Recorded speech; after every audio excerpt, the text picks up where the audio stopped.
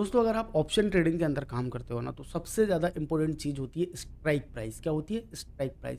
सही strike price का selection करना कितना इंपॉर्टेंट हो जाता है वो आज के इस वीडियो में मैं आपको बताऊंगा। मतलब इम्पोर्टेंस ऑफ स्ट्राइक प्राइस कि कौन से स्ट्राइक प्राइस का ऑप्शन आपको बाई करना चाहिए और कौन से स्ट्राइक प्राइस का ऑप्शन आपको अवॉइड करना चाहिए। इसके अलावा मैं आपको आज बताने वाला हूँ कि आपको किस तरीके से एक स्ट्रेटजी बना के, ठीक है ना, अगर आपको आईटीएम, ओटीएम, एटीएम ये तीनों चीज़ों के अंदर अगर काम करना है तो कैसे आप इस एक्सपायरी इंडेक्स में या फिर आप किसी स्टॉक के अंदर किस तरीके से अपनी स्ट्रेटजी होनी चाहिए कि आपको कब कब किस तरीके से कौन कौन से स्ट्राइक प्राइस पे काम करना चाहिए, ये सारी चीज़ों के बारे में मैं ये वीडियो में आपको बताने वाला हूँ।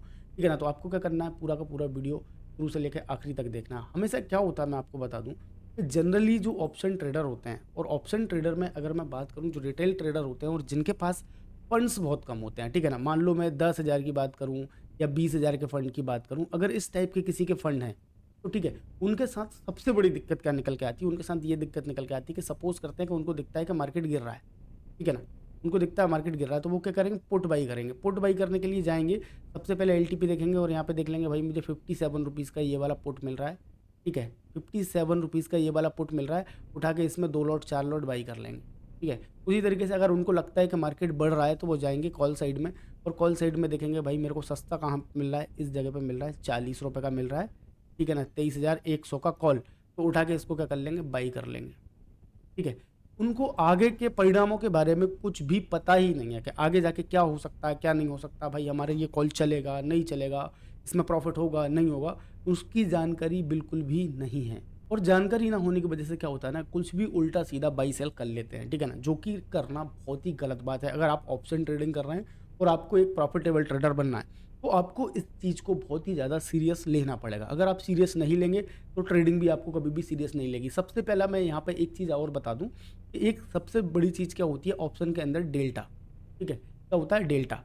डेल्टा क्या होता है, ऑप्शन ग्रीक्स के अंदर आता है। ये सबसे ज़्यादा इंपॉर्टेंट काम करता है आपके लिए ऑप्शन के प्रीमियम को ऊपर नीचे ले जाने में। ठीक है, ये सबसे पहला स्टेप है, मैं आपको बता दूं ये सबसे पहला स्टेप है। कम से कम अगर आप कोई भी ऑप्शन बाई कर रहे हो तो सबसे पहली कम से कम ये चीज़ का तो आपको ध्यान रखना है कि भाई आप जो भी स्ट्राइक प्राइस सिलेक्ट कर रहे हो, ठीक है ना, सिलेक्ट कर रहे हो तो उस स्ट्राइक प्राइस में क्या मूवमेंट आपको हो सकते हैं। तो सबसे पहले यहाँ से अगर मैं जैसे बात करूँ, आपने पुट बाई किया, इसका डेल्टा देखो आप कितना चल रहा है, इसका डेल्टा कितना चल रहा है, इसका डेल्टा चल रहा है 0.24। इसका मतलब क्या हुआ, इसका मतलब सिंपल सा है, अगर आपके बैंक निफ्टी के अंदर, सॉरी निफ्टी के अंदर 100 पॉइंट का मूव आएगा, कितने का, 100 पॉइंट का मूव आएगा, तो आपका जो प्रीमियम है ओनली 24 रुपये बढ़ेगा। और ठीक है, अगर आज आपने काम किया और आज मार्केट 100 पॉइंट यहाँ से सीधा 100 पॉइंट बढ़ भी गया, आई मीन आप पुट में काम करो तो 100 पॉइंट गिर भी गया, तो आपका जो प्रीमियम था 54 का 24 उसमें प्लस हो भी जाएंगे। और आपको हमेशा से पता होगा कि अगर आपकी तो आदत ही है, हमेशा मतलब आपकी या फिर जो भी इस तरीके का काम करते हैं उनकी तो आदत ही है तो उनको इस तरीके के प्रीमियम बढ़ाने हैं, मतलब इस तरीके के प्रीमियम में ही काम करना है। बट मार्केट की आदत बिल्कुल नहीं है। मार्केट आपको हमेशा डेली बेसिस पे 50 या 100 पॉइंट का मूवमेंट एक साथ नहीं देने वाला है, नहीं देने वाला है। इसका क्या मतलब है, मतलब ये चीज़ आपके साथ एक बार होगी और मार्केट नहीं देगा आपको, ये चीज़ 99 बार होगी। कितनी बार होगी, 99 बार। तो आपको नुकसान कितनी बार होगा, 99 बार। तो हमेशा आपको ये चीज़ ध्यान रखनी है कि भाई हमको एक सही स्ट्राइक प्राइस का सिलेक्शन कितना ज़रूरी हो जाता है, ठीक है ना।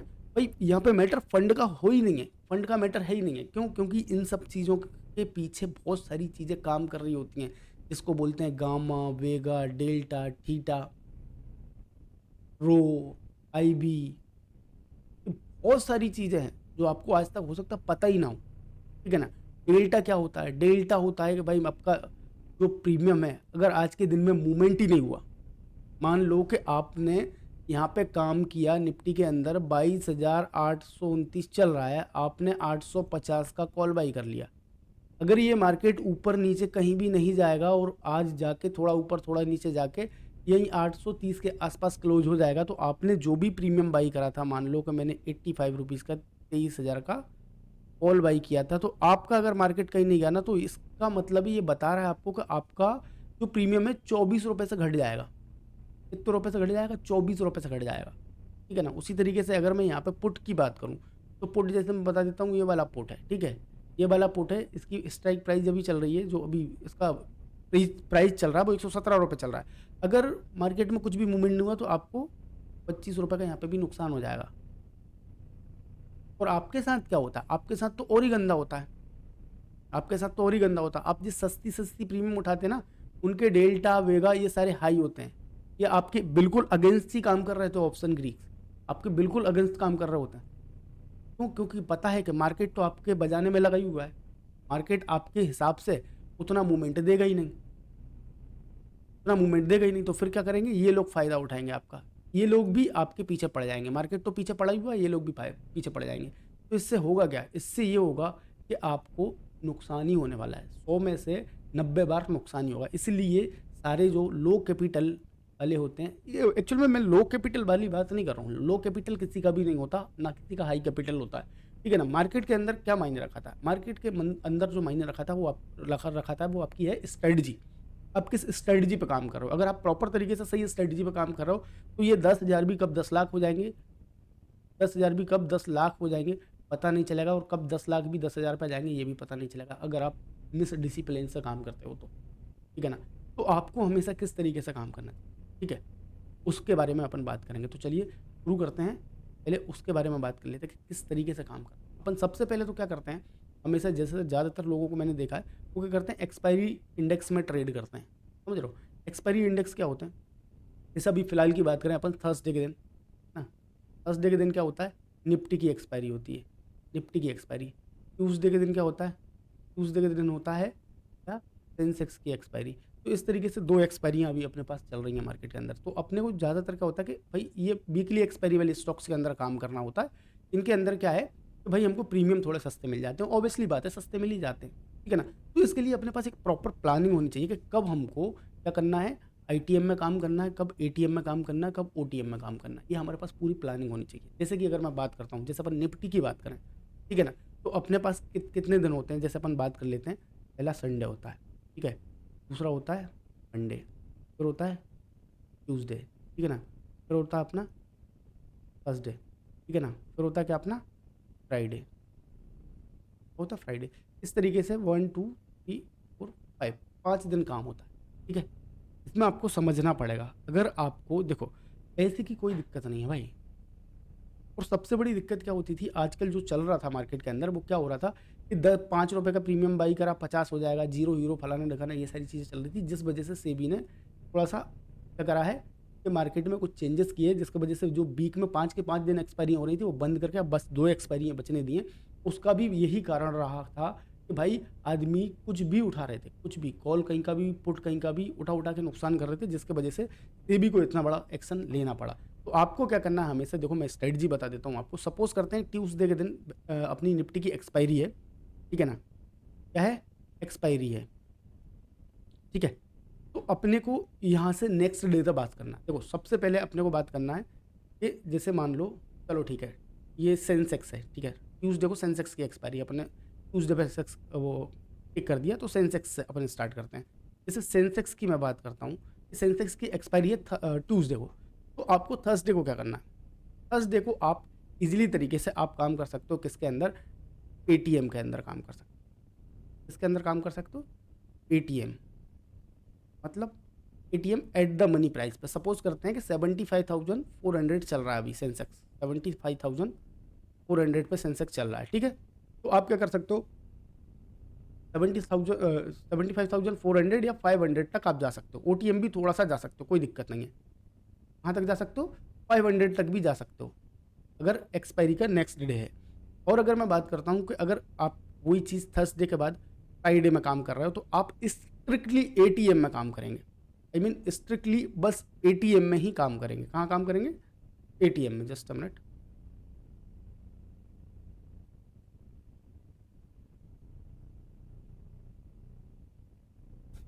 कहाँ पे काम करेंगे, एटीएम में ही काम करेंगे फ्राइडे के दिन, ठीक है ना। फ्राइडे के दिन एटीएम में काम करेंगे ज़्यादा से ज़्यादा, या फिर आप काम करेंगे कहाँ, आईटीएम के अंदर, ठीक है। और अगर बात कर लेते हैं अपन कि जैसे ही मंडे आता है, ठीक है ना, मंडे आता है, तो आपको इस दिन स्ट्रिक्टली ध्यान रखना है, अगर आप सेंसेक्स के अंदर काम कर रहे हो तो सेंसेक्स के अंदर 300 पॉइंट, कितने, 300 पॉइंट आपको आईटीएम काम करना है,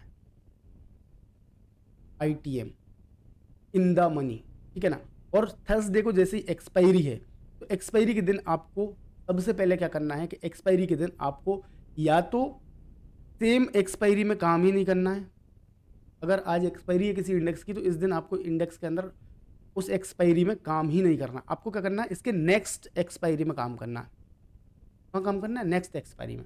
और अगर आपको बहुत ही ज़्यादा क्यूरियोसिटी है आपको एक्सपायरी वाले इंडेक्स में काम ही करना है, तब आप क्या कर सकते हो कि इसके minimum 500 to 800 in the money ITM, ITM है ना, कितना जाना है, 5 टू 800 आईटीएम जाके ही आपको काम करना है, अदरवाइज काम नहीं करना है।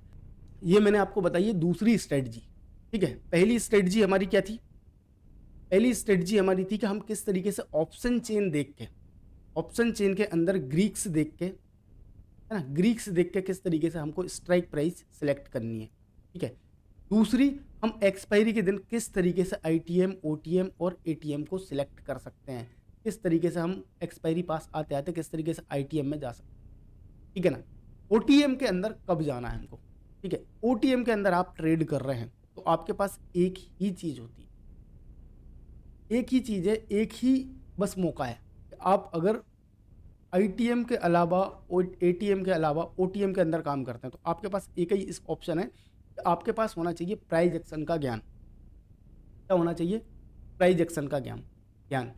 सबसे पहले मैं एग्जांपल दे देता हूँ, सपोज करता हूँ कि अभी मैंने क्या लेकर रखा है, फिन निफ्टी का, यहाँ पे मैंने लगा कर रखा है 300 का एटीएम चल रहा है जिसकी प्राइस 100 रुपये चल रही है, 400 का आईटीएम है जिसकी प्राइस 270 रुपये चल रही है, ओटीएम का क्या मैंने लेकर रखा है, कॉल, हाँ कॉल ऑप्शन लेकर रखा है जिसकी हाँ जिसकी हमने क्या है अभी 60 रुपये प्राइस चल रही है। इस तरीके से हमने इसके ऑप्शन को एनालाइज किया, मतलब जस्ट एक हमने एग्जाम्पल के लिए लेकर रखा है। तो अगर आप इसमें काम करते हो, ऑप्शन के अंदर काम करते हो और अगर प्राइस एक्शन जानते हो, तब आपको ये चीज़ शोभा देती है, आप काम कर सकते हो। देखो सबसे पहली चीज़ यहाँ पे क्या है, यहाँ पे आप देखो जैसे कि यहाँ पे सपोर्ट बने हुए हैं, क्या बने हुए हैं, सपोर्ट बने हुए हैं। यहाँ पे देखो इस तरीके से मार्केट ने यहाँ पे सपोर्ट लिया, यहाँ पे सपोर्ट लिया, यहाँ पे सपोर्ट लिया, यहाँ पे सपोर्ट, इसका मतलब क्या है, ये स्ट्रॉन्ग सपोर्ट है, स्ट्रॉन्ग सपोर्ट। अब इसके बाद नेक्स्ट सपोर्ट जहाँ तक है मैं देख पा रहा हूँ, तो नेक्स्ट सपोर्ट क्या है, पहला जो प्राइस चल रहा है ये है कितने का, 22,355 का, ठीक है, 22,355 का। उसके बाद मार्केट के अंदर बिल्कुल शार्प सेलिंग आ सकती है मेरे हिसाब से 22,141 रुपये तक, ठीक है, कहाँ तक आ सकती है, 22,141 रुपये तक। अगर मेरे को पता है कि 355 से 141 मतलब 200 पॉइंट का गैप है इस मार्केट के अंदर, कितना है, 200 पॉइंट का गैप है। इस टाइप के मूवमेंट यहाँ पर मुझे पता है कि अगर यहाँ पे मुझे ब्रेकआउट मिल जाता है नीचे साइड में, यहाँ पे ब्रेकआउट मिल जाता है, तब मैं क्या करूँगा कि यहाँ पे जाके ओटीएम में काम कर लूँगा, वहाँ पे काम कर लूँगा, ओटीएम के अंदर काम कर लूँगा, जो कि मुझे 60 रुपीज़ का मिल जाएगा। ऐसे मूवमेंट में क्या होगा, जब शार्प मूवमेंट होगा ना, तो ये 60 रुपये का प्रीमियम जो है, 60 रुपये का प्रीमियम आराम से 160 पहुँच जाएगा, क्योंकि यहाँ पे 200 पॉइंट का मूवमेंट ऑलरेडी अपने को दिख रहा है और होगा ही होगा। ये बस काम हो सकता है अगर आप ओटीएम में काम कर रहे हो, तो ये बस एक ही चीज़ करवा सकती है, वो है अपनी प्राइस एक्शन। अगर आप प्राइस एक्शन पर काम करते हो तभी आप ओटीएम में काम कर सकते हो, अदरवाइज आपको ओटीएम में काम करने की कोई भी आवश्यकता नहीं है। आप हमेशा जाओ या तो एटीएम में काम करो या फिर आप ओटीएम के अलावा आईटीएम में काम करो, ये दो ही ऑप्शन है आपके पास, ठीक है ना। अगर आप बहुत अच्छे तरीके से प्राइस एक्शन समझते हैं तभी आप क्या कर सकते हो, ओटीएम के अंदर काम कर सकते हो। उसके अंदर क्या होता है कि आपको पता होता है, जैसे यहाँ से मैं बात करूँ, ये रेंज बनी हुई है, ठीक है, यहाँ पे एक रेंज बनी हुई है, अब मार्केट इसके अंदर अंदर चल रहा है, मुझे पता है कि जैसे ये ग्रीन कैंडल में मुझे ब्रेकआउट मिला, तो यहाँ से इसके बाद मुझे पता है सपोर्ट यहाँ पे ही है, तो मार्केट को यहाँ से यहाँ तक शार्पली गिरना ही पड़ेगा। तो जब मार्केट शार्प गिरेगा तभी आपका ओटीएम मूव करेगा, क्या मूव करेगा, ओटीएम स्ट्राइक प्राइस जो है ना वो मूव करेगी। अदरवाइज मूवमेंट अगर बिल्कुल ऐसे ऐसे ऐसे ऐसे ऐसे ऐसे करके ऊपर गया ना, तब भी आप जीरो हो जाएंगे। अगर मार्केट थोड़ा सा नीचे जाके और फिर ऊपर आ गया और आपके जिस भाव पे आपने खरीदा था, यहाँ पे 100 रुपये का खरीदा था, और मार्केट यहाँ से आके थोड़ा सा आके नीचे ऊपर चला गया ना, तो इतना ऊपर भी चला जाएगा ना, तब भी आपका जो प्रीमियम है ना वो 100 रुपये ही पड़ा रहेगा, हो सकता है 90 पे पड़ा रहे। क्योंकि इसके अंदर जो होता है ना, थीटा डी के बहुत फास्ट होता है ना, क्या होता है, थीटा डी के पास होता है। और दूसरी चीज़, इसकी डेल्टा की जो वैल्यू होती है ना, वो भी बहुत ही ज़्यादा कम होती है। जैसे मैंने बताया ना वहाँ पे कितना 24 है, मतलब 100 पॉइंट निफ्टी मूव करेगा तो जो प्रीमियम है कितना मूव करेगा, 24 रुपये बस। तो इतना स्लो डेल्टा रहेगा उसका, तो वो कैसे ही काम कर पाएगा।